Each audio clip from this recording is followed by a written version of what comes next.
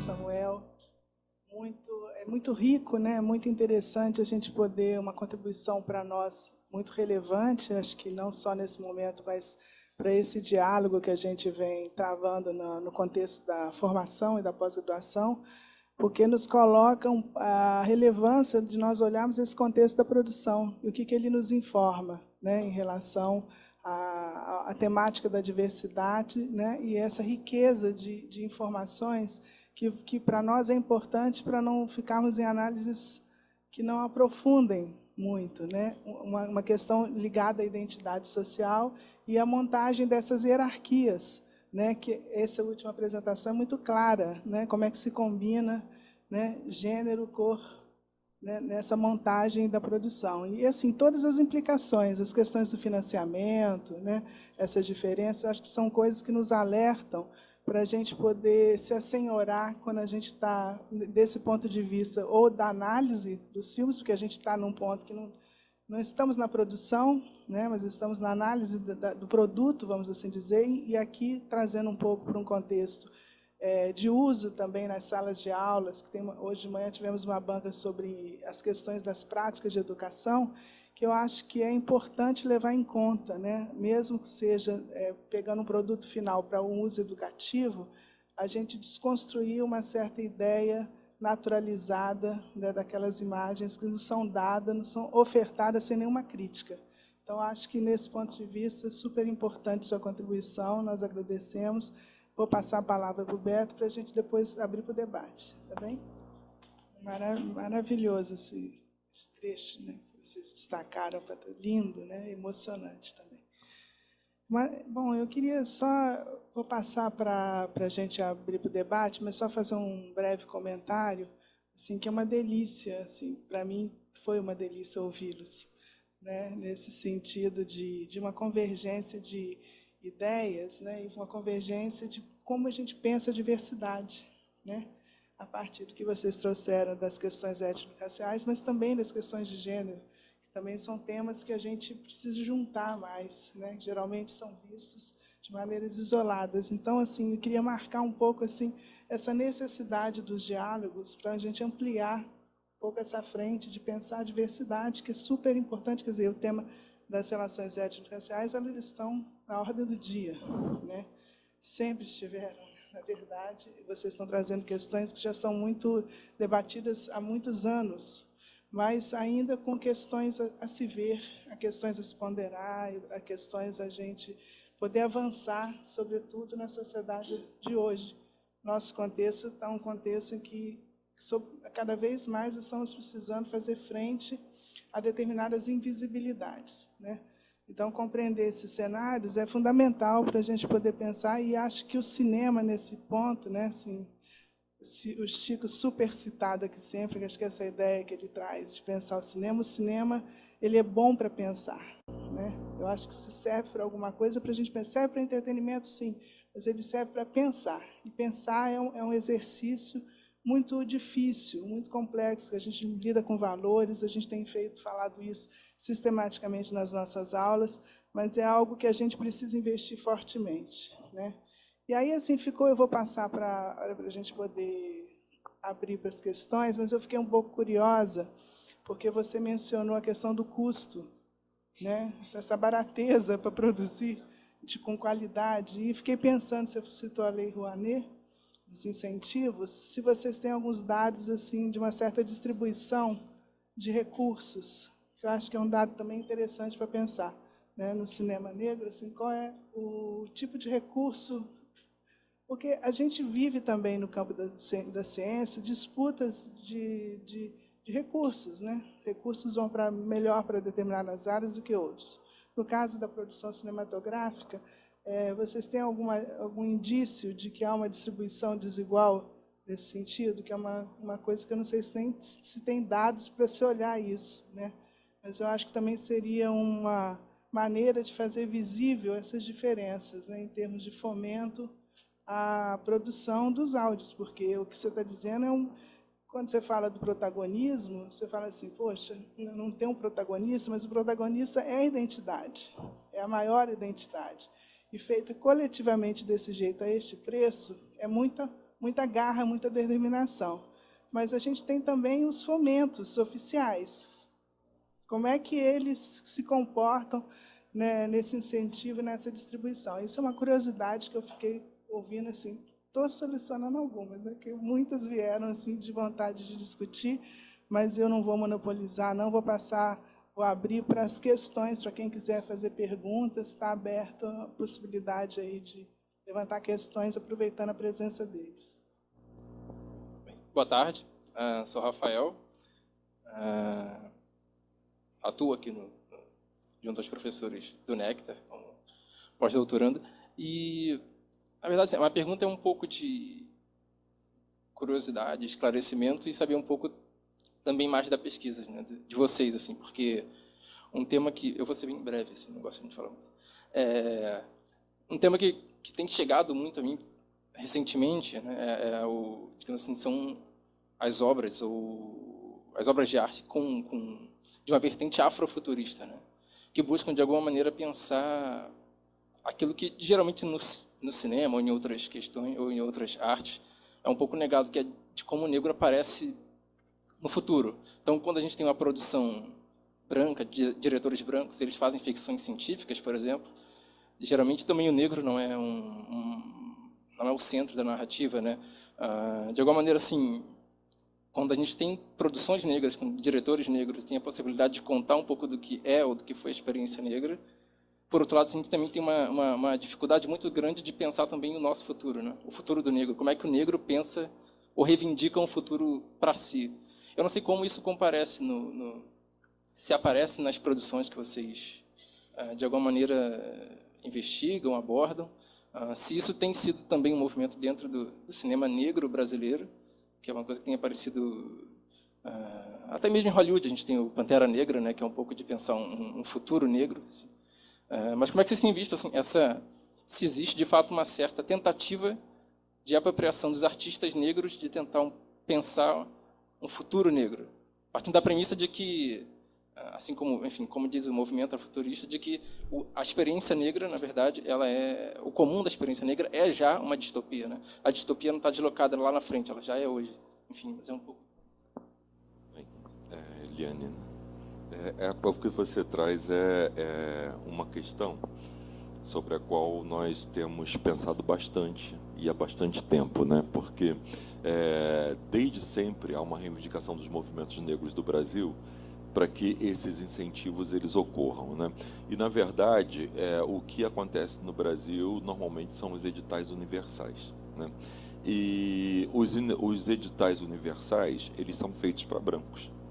Eles não são feitos para negros, né? Quando surge a política de cotas, essa política de cotas ela é rechaçada no Brasil justamente pelo fato de que é a primeira vez que as pessoas negras podem reivindicar um lugar nesses espaços, né?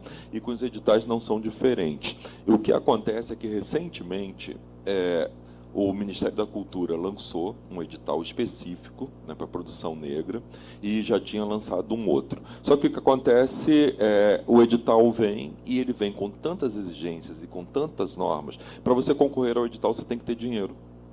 Porque você precisa de uma documentação específica, você precisa de registros, você precisa de ter uma empresa, você precisa, enfim. E aí as pessoas negras elas não podem concorrer, porque elas ainda não chegaram nesse lugar. Existem um número muito pequeno de produtores negros no Brasil que já atingiram esse patamar, mas é um número ínfimo, né? E aí o que acontece é o seguinte, o discurso é, olha, nós criamos, vocês nos pediram, nós que agora se virem, né? E aí a gente não sai do mesmo lugar. E a questão racial, ela é sempre uma barreira, né? E assim, a gente está falando da questão da cultura, mas não é só da cultura. Tenta propor um artigo sobre raça e racismo para uma revista indexada ou uma A1. Você pode dar a sorte de encontrar um avaliador que compreenda a necessidade disso, mas não é uma regra. A regra é não ser aceito, porque não é um assunto, ainda não é um assunto acadêmico, ainda não é um assunto cabível dentro da ciência, né? E a gente está no século XXI, em 2018, e ainda é assim. E aí, quando a gente pensa na questão da cultura, é a mesma coisa. né? Existem editais, pouquíssimos, existem por exceção. E quando eles são criados, eles vêm com a marca da inviabilidade, né, para essas pessoas. E, Rafael, você fala do afrofuturismo, pelo menos na nossa pesquisa ainda não chegou, né, essa questão do afrofuturismo. E assim, eu tenho ouvido falar de movimentos, mas eu não tenho familiaridade com nenhum desses movimentos, mas tem uma questão que chega para a gente e que é muito recorrente, que é o seguinte, né, uma reivindicação do passado ainda, e uma reivindicação do presente, entendeu? As nossas identidades negras, elas foram mutiladas no passado. Nós temos versões dessas identidades contadas pelo colonizador, que nos desumanizaram, né? E nós estamos numa luta em relação a essa reconstrução e de uma construção de uma identidade no presente. Eu não conheço, eu estou te dizendo só o que chega para a gente, não é de maneira nenhuma uma crítica ao afrofuturismo, não é nada disso. É que nós estamos num momento ainda bastante aquém, né, do futuro ainda, a gente não consegue. Eu não conheço o movimento, estou dizendo, né, mas eu estou dizendo do que chega para a gente. O que chega para a gente não sei se o Samuel tem algo além disso, eu vou passar para ele, e aí complemento. Bom, eu vou agradecer as perguntas e eu vou acompanhar o Beto em maior parte das falas dele, do que ele colocou. Mas sobre a sua questão, eu vou trazer 2 entrevistas que eu realizei recentemente com cineastas. Uma é com o Ailton Pinheiro, que é um cineasta baiano, né, que ele produz filmes e ele está numa luta tremenda para construir uma produtora de cinema em Salvador, né, de 2015 para cá, e ele foi um dos primeiros cineastas que teve o filme aprovado no edital que reconheceu a questão das cotas, estabeleceu cotas e um edital específico para produtores negros, que é em 2012. Que a gente tem uma política dentro, não da Ancine, mas da SAVE, que é o outro órgão que regula no Ministério da Cultura. Agora, gente, esquece essas siglas, tá? Mas é a Secretaria de Audiovisual que regula isso, essa parte, e foi um edital específico, reconhecendo essa demanda histórica do movimento negro, eles vão fazer um edital específico, e o Ailton ganha em 2012. Foi durante o governo da Dilma, e a responsável no Ministério da Cultura por fazer isso foi a Marta Suplicy. Mas, né, o que aconteceu? O Ailton ganhou o edital. O Ailton ganhou o edital e esse edital foi embargado por uma juíza. A juíza, o critério, para vocês entenderem o que o Beto colocou, o critério para a juíza embargar o edital e impedir que o Ailton produzisse o filme, né, na entrevista ele conta isso, é que o edital era racista. Então, nós temos uma classe juíza que ela embarga um edital que reconhece a questão de cotas porque aquele é o discurso do racismo reverso, né? Se você reconhece faixas de cotas para negros, esse edital é racista. E a luta do Ailton, desde então, esse edital é de 2012, ele só consegue produzir o filme dele em 2014 e consegue exibir o filme dele no festival Zosme Bubu. Ele não consegue acesso às salas de cinema em 2018. Então, é isso. O processo é esse. Então, a entrevista do Ailton é extremamente importante por marcar como que essa questão das cotas elas são incorporadas e como que isso ocorre. A outra entrevista é do Paulinho Sacramento. Paulinho Sacramento, ele é um cara formado pelo Zósimo. Ele é um produtor cultural, do Circo Voador.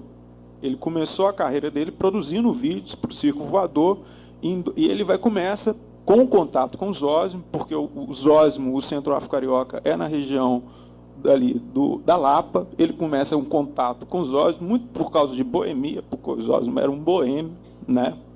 E ele começa a aprender cinema. E em 2010 ele produz, mais ou menos ele cria uma produtora que chama Ogum Filmes. E esse cara ele produz vários filmes que vão ser exibidos pelos Osmo, passa a produzir, participar de produções de filmes, fazer vídeo-instalações. Ele tem uma atuação grande no campo das artes e ele hoje ele é professor da Escola Darcy Ribeiro de Cinema, né? Ele tem alguns cursos que ele ministra lá. O Paulinho Sacramento, cara consagrado, né? Assim, no meu modo de ver, dentro desse circuito do cinema negro, ele é conhecido. Paulinho Sacramento, existe a verba do setor audiovisual na Ancine. Isso é o que possibilita fazer filme hoje no Brasil. Qualquer filme que é produzido no Brasil, você tem um incentivo na Ancine desse fundo do setor audiovisual. Paulinho Sacramento ele é convidado para fazer parte desse conselho. E aí o relato dele na entrevista, de como que ele participa desse conselho, desse setor audiovisual, é extremamente relevante. Por quê? Você tem, quando ele chega lá, só tem branco, diretor de cinema branco. Só tem diretor de cinema branco. Negros são a minoria e eles não têm voz. Eles não conseguem criar critérios, né, para ter acesso. E aí impacta isso que o Beto falou. E para você produzir e conseguir recursos dentro desse setor audiovisual, o que ele conta é o seguinte: você tem que ter contador, tem que ter não sei quantos de equipamentos, tem que ter toda uma infraestrutura que falta. CNPJ, toda uma infraestrutura que falta. E aí os produtores negros ficam, né, ficam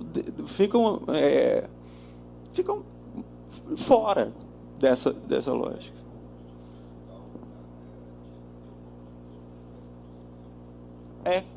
Uma produtora que produziu 5 filmes. O que acontece? Os critérios dos editais, eles favorecem os diretores que já estão estabelecidos, e são eles que controlam esse conselho. Então, a pesquisa, ela aponta um pouco para essa questão.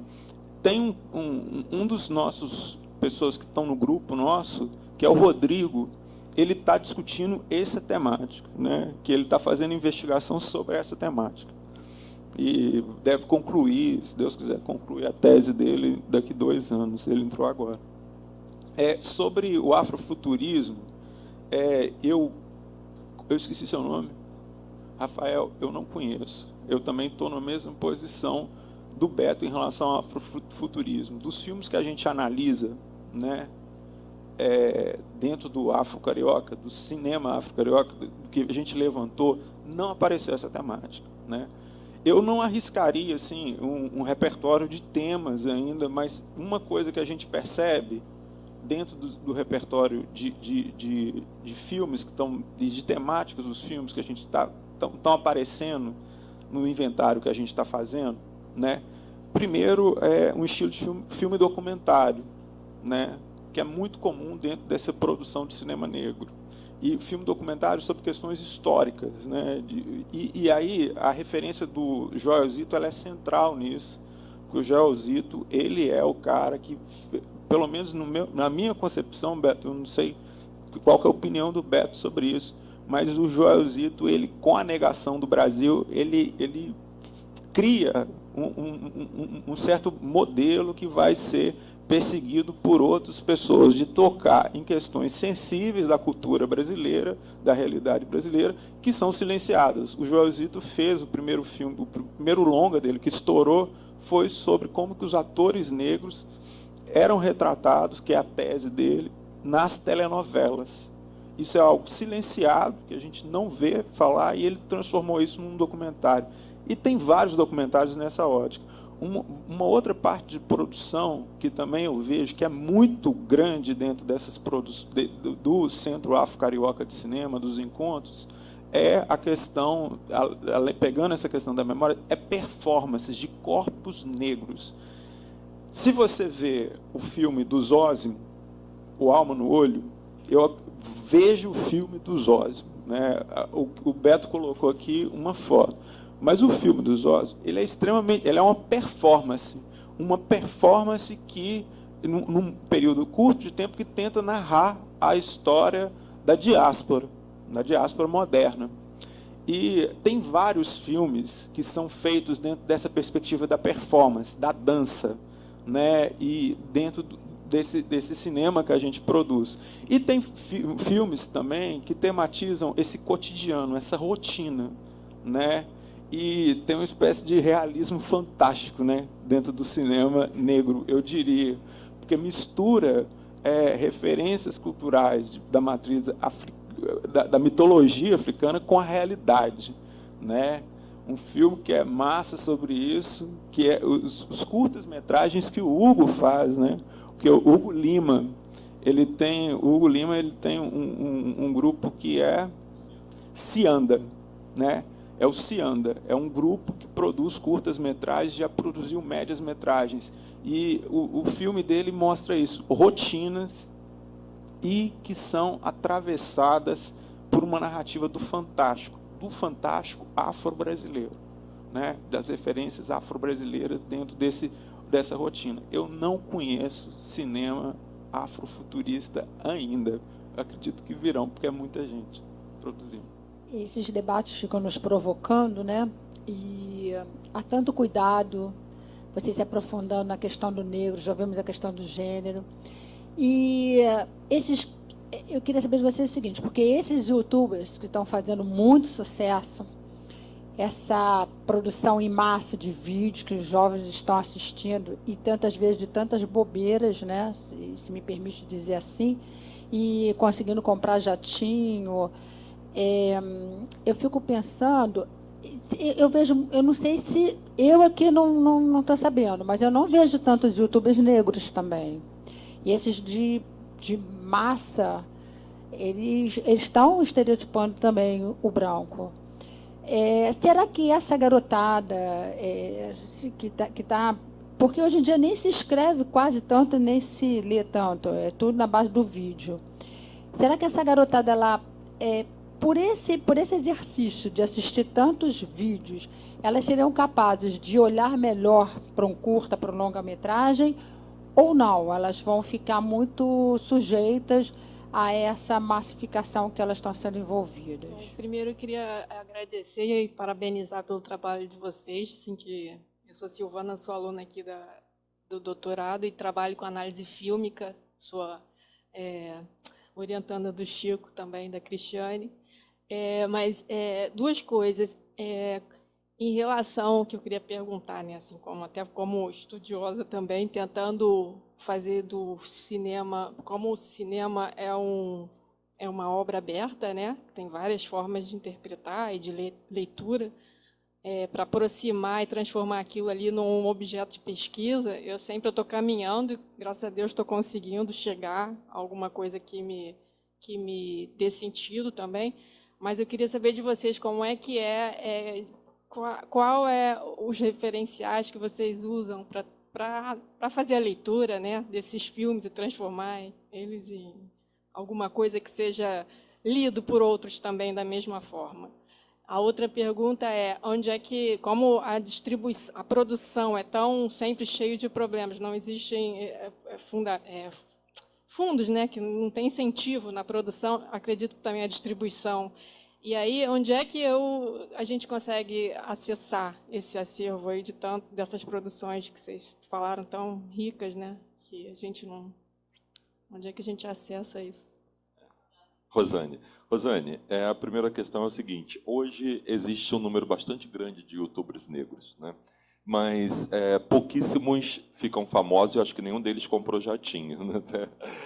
E assim, eu poderia te citar dois jovens. Um é o AD Júnior, que faz um sucesso tremendo na internet, que inclusive nesse momento está fazendo uma palestra no Sesc de Madureira, e que eu adoraria estar lá também, mas ainda não sei me reproduzir em dois. E o outro é o Spartacus, né, que também está fazendo bastante sucesso. São dois jovens negros gays, né, e que têm um discurso extremamente potente, né? E que a garotada adora ouvir, e que não falam bobagem. Nenhum dos dois fala bobagem, né? E das mulheres tem a Gabi Oliveira, que é maravilhosa também, que fala muito de questão de identidade, de estética, do posicionamento das mulheres negras na sociedade, que também não fala besteira e que é maravilhosa. E tem uma que é da sociologia, eu acho que ela faz mestrado ou doutorado em sociologia, Nathalie Neri, que é maravilhosa também, que traz discursos bastante potentes, bastante interessantes. Fundamentalmente, essas coisas mais polêmicas ela adora discutir, como colorismo, como quem é que pode usar turbante, quem não pode usar turbante. Como é que é o nome que eles falam disso? Não sei o quê. Como é que é? Apropriação cultural, né? Ela discute bastante isso e seria bastante interessante dar uma olhada, porque Nathalie Neri. Agora, essa pergunta que você faz é difícil, né? Eu acho que é o seguinte, né? O audiovisual é uma linguagem que ela precisa ser aprendida, né? A gente sabe que nós precisamos ser letrados para poder entender o audiovisual. Eu acho que esses YouTubers, eles partem para um caminho que, para a formação desses leitores de audiovisual, é um bom caminho, porque, principalmente, se você vir esses meninos e essas meninas que eu estou falando, e tem também um outro que esse está super famoso, que eu sei que o canal dele é Muro Baixo, que não lembro o nome dele agora, mas eu vou ver aqui, eu te digo já. Na verdade, esses que eu falei, eles marcam um estouro desses youtubers negros, que assim, Caetano já viu, aí ficou queridinho do Caetano, Lázaro Ramos viu, Thaís viu, e viram o valor deles e a competência deles, eles já estão por aí. Agora, Cristiane? Silvana, desculpa, Silvana. Você pergunta dos referenciais. É uma dificuldade para a gente, né? Assim, eu e Samuel montamos uma disciplina que a gente está terminando agora. Nós penamos para montar a bibliografia. Foi difícil montar a bibliografia. Obviamente, nós usamos todos os franceses que todo mundo usa, né? Partimos deles, mas o que nós temos feito é ir em busca das pesquisas sobre cinema negro, né? Porque é a nossa especificidade. E aí nós procuramos teses de doutorado, nós procuramos dissertações de mestrado, e tem sido muito úteis para a gente, né? Para além disso, a gente procura o que o Joel produziu, né? Tem uma professora do IFE, RJ, que é a Janaína de Oliveira, que produz muita coisa, e que ela tem um site, que é do Ficine, os textos dela estão lá, a gente usa os textos dela. Tem a Edileuza Penha, de Brasília, que produziu bastante coisa, a gente usa os textos da Edileuza, e aí vai por aí pega as dissertações, vai para a referência bibliográfica das dissertações, para ver o que eles encontraram, o que nós não encontramos. Nós temos feito dessa forma. Bom, assim, sobre YouTubers, eu acho que o Beto, eu sou mais novo que o Beto, mas o Beto é muito mais atualizado que isso. Pois é. Então, por exemplo, ele falou um monte de YouTubers aí que eu nem faço ideia que existe. Eu fiquei com vontade de anotar, mas depois eu vou pedir para ele, para eu ver, né? Para me passar pelo WhatsApp, viu, Beto? Eu não vejo. Mas, assim, eu sou homem das entrevistas. Eu adoro entrevistar. Eu adoro ouvir, né? Eu curto ouvir. E eu lembro... E eu sempre vou recorrer às entrevistas para falar um pouco. E uma entrevista que eu achei fantástico que a gente fez, o Beto também estava junto, foi do Hugo, né? A gente entrevistou o Hugo, do coletivo Cianda. E o que impressiona no Hugo, né, para pensar essa questão de como que essa geração nova, ele tem 27 anos, né, pobre. O primeiro filme dele vai fazer 4 anos, né, 2014, então quando ele tinha 21, 22 anos, é por aí que ele fez o primeiro filme dele. E o Hugo, ele ele não tem formação de cinema, ele é um engenheiro. Ele fez escola na FATEC e está fazendo engenharia. E ele é um diretor que ele é premiado. Os festivais de 72 Horas, que é um festival aqui, ele é selecionado para o encontro de cinemas Oz Bubu, que tem uma concorrência, produz filmes de curtas e médias metragens de qualidade. Então, assim, eu acho que a gente, para falar da Guratari, a gente tem que ouvir ela. E quando você para ouvir um cara igual o Hugo, que produz cinema de qualidade e não tem formação, eu sempre fico com essa questão. Esse cara, essa formação audiovisual, que é da geração dele, não é minha, né, gera produtos e hábitos sociais diferentes, né? Então, o que me impressiona no Hugo é isso. E uma coisa que é curiosa no Hugo é o autodidatismo. Ele vai atrás de tudo. Ele vai atrás de tudo. E aí, o que acontece, né? A gente está dando aula sobre cinema negro, a gente criou uma disciplina para debater essa questão. E aí o Hugo, ele se inscreveu. O Hugo, ele sabe de referências sobre cinema que a gente está correndo atrás, né? Porque essa disposição de ter a internet como meio de educação, porque a internet a gente fala para um monte de coisa, a gente demoniza ela ou então entroniza ela, mas essa geração ela tem uma possibilidade de procurar e de fazer por si próprio, que gera coisas muito interessantes. E aí eu lembro sempre do Hugo, da trajetória dele e como que ele se produz como cineasta, porque a narrativa do Hugo é de cineasta. Não é uma narrativa de um produtor cultural, não é de militante, ele é de cineasta. E ele se coloca nesse lugar. Super questionável, você não pode discutir isso horas, mas é como ele narra o que ele está fazendo. Sobre a Silvana, os referenciais, Silvana, para falar de cinema negro, a gente está falando, eu mostrei um pouco para vocês aqui como que é a trajetória desse termo na história do campo do cinema, né? Mostrando 2 momentos que essa categoria. Mas agora, a produção acadêmica, intelectual sobre isso, ela é pulverizada, é aquilo que o Beto falou. Ela é completamente pulverizada, grupos de pesquisa não tem. E uma coisa que a gente acha que é muito legal, que a gente aprende muito, são os catálogos de festivais.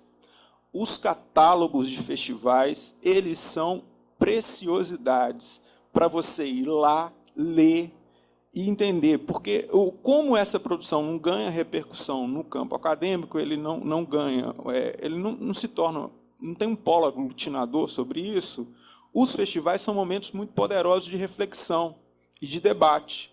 E aí você tem coisas que são feitas em festivais que são extremamente interessantes.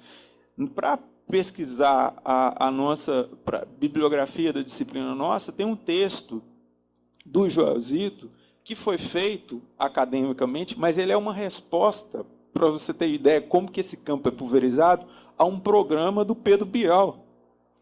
Que é aquele, como é que é o nome daquela? Eu não sei. Hein? Conversas. E aí foi discutir o Vazante, e o Joelzito foi convidado. O texto dele é uma resposta ao que ocorreu no programa. Pra você ter noção do como que é pulverizado o campo. Então, a gente tem que garimpar e ir atrás. E eu acho que esses encartes de festivais ajudam muito a pesquisa. Sobre os filmes, né, o racismo ele é estruturante e estrutural da nossa sociedade. E a gente tem que pensar várias coisas como que isso é atravessado, né? Atravessa a nossa rotina, o nosso cotidiano. Nós não temos um repositório desses filmes, né? Existem repositórios, cinematecas para o cinema brasileiro já é difícil. Para o cinema negro é dificílimo, né? a gente fica brincando que quem controla isso tudo é o Centro Afro-Carioca de Cinema. Mas tem uma dificuldade imensa para você acessar o Centro Afro-Carioca de Cinema, porque vive com uma situação de escassez de recursos e vive numa situação complicada com relação aos direitos autorais dos filmes. Porque como é que você dá acesso a uma pessoa, o filme, de uma outra, né? E como que fica a questão do direito autoral? Né? Por isso que eu falo assim, não existe uma cinemateca do cinema negro. A forma como a gente conseguiria resolver essa questão do acesso seria uma cinemateca, mas não tem. Né? Eu ia falar disso e acabei esquecendo. Hoje a gente só tem uma maneira tem algumas maneiras de acesso, mas a maneira de acesso mais viável é ir aos festivais, sabe? É só nos festivais que você acaba vendo. E existem algumas produções no YouTube, né? Por exemplo, a do Hugo, se você digitar lá Se Anda no YouTube, vai aparecer o filme dele. É um filme de 6 minutos, fantástico, fantástico. E tem uma curiosidade sobre o Hugo que eu adoro contar, que é o seguinte: o Hugo fez um documentário, né, que é Negros Dizeres, e achou que ia parar ali. E aí ele começa a namorar a Carol e surge o Festival 72 Horas. Eu não sei se vocês conhecem. O Festival 72 Horas é o seguinte, as pessoas se inscrevem para o festival e aí vão lá e um tema é sorteado. E a pessoa tem 72 horas para produzir o filme, né, e volta com o filme. Ninguém sabe, posteriormente, o que vai ser. E é exatamente isso. Chega lá, sorteia e os produtores vão embora e voltam em 72 horas com o filme produzido. E a Carol soube do festival e começou a falar para o Hugo: vão concorrer, vão escrever um filme, vão produzir um filme. E produziram e foram vencedores lá no filme. Já é o 2º ano que ele concorre e é o 2º ano que ele está classificado entre os primeiros. Agora, Silvana, tem uma questão também que é bastante legal você procurar. Tem um blog chamado Urso de Lata, que é muito legal, que tem umas críticas fantásticas de cinema. É de um crítico paulista chamado Heitor Augusto, né? E ele também foi o curador do último festival de Brasília. Ele produziu o roteiro de lá, que está maravilhoso. E essa entrevista que o Samuel falou seria muito interessante também assistir. Se você colocar lá Programa do Bial Vazante, né, aparece a entrevista e é uma aula. É uma aula do que é a produção cinematográfica, o que é a raça e racismo dentro da produção cinematográfica. Eu vejo, né, acontecendo em vários espaços, em diferentes circuitos, em diferentes campos de saber, o uso do cinema como uma ferramenta pedagógica, né, como instrumento didático, como, né, tanto na sala de aula quanto uso terapêutico, grupos de trabalho. Isso é algo que está se disseminando. Né? E eu vejo, não sei se eu estou sendo otimista demais, ou se é um olhar meio poliana, né, que tem um movimento acontecendo de valorização do cinema e um apagamento das outras artes que, de certa forma, estão muito elitizadas, né? As artes visuais, a literatura. A pessoa não tem tempo à literatura, mas o cinema ou as séries, né, é um acesso possível à arte.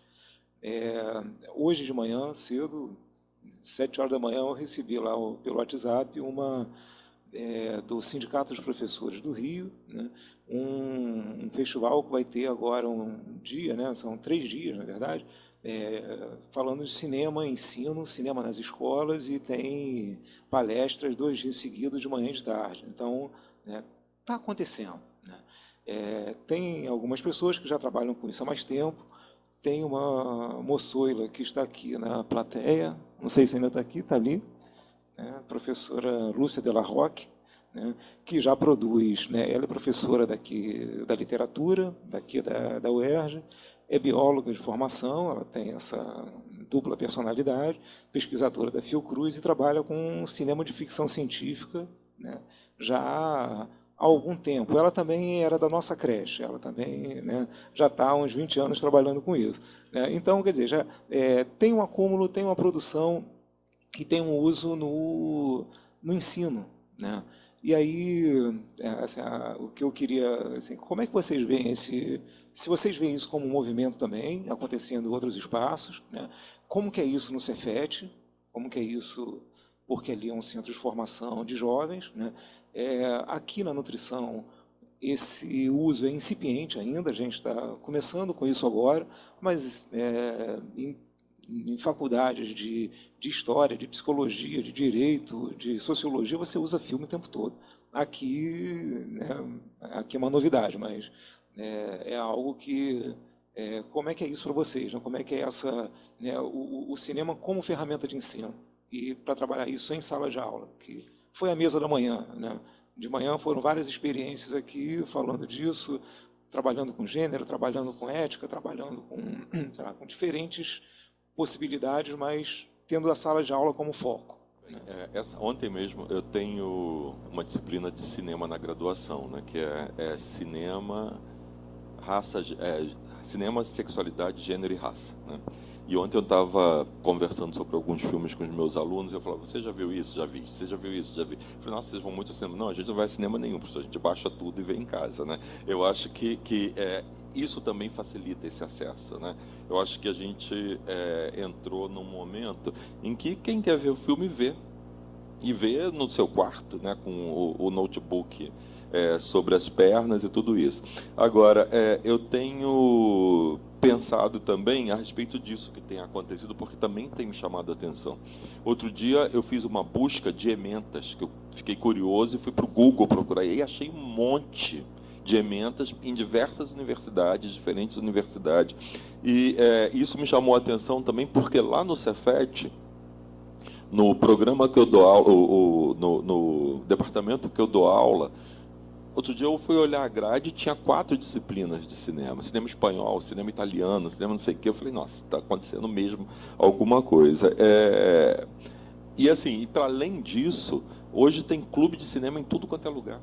Né? E dentro desse movimento, dentro dessas pesquisas que nós temos feito, nós temos visto que a juventude negra tem se reunido nos mais variados lugares para ver filme e para discutir filme. E muitos buscam a temática específica, né, de raça e racismo, mas outros não, eles querem ver filme iraniano, eles querem ver filme russo, eles só não querem ver filme estadunidense, né? Porque eles querem aprender outras técnicas e outra maneira de olhar, e não só... E eles dizem que o filme estadunidense, acho bastante interessante quando eles dizem isso, que o filme estadunidense é bom para ensinar como ganha dinheiro. Né? E aí é bom para ver, nesse sentido, para ver as técnicas, né? Para ver o estilo e tudo isso. Mas eu concordo contigo, eu acho que a gente está passando aí por uma revolução que a gente não está dando conta. Eu concordo também que as outras artes elas estão ficando em segundo e terceiro plano por causa do acesso. Né? Se você tem...